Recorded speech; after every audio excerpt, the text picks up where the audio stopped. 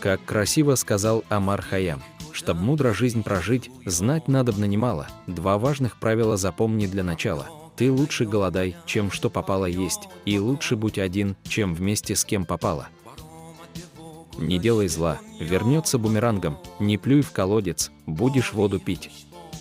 Не оскорбляй того, кто ниже рангом, а вдруг придется что-нибудь просить. Не предавай друзей, их не заменишь, и не теряй любимых, не вернешь. Не лги себе, со временем проверишь, что этой ложью сам себя ты предаешь». خیام تو گفتی که بسی خواهی خود بیمون است و بی حریف و بی همدم و جو گفتی که به کس مگو تو این راز نهاد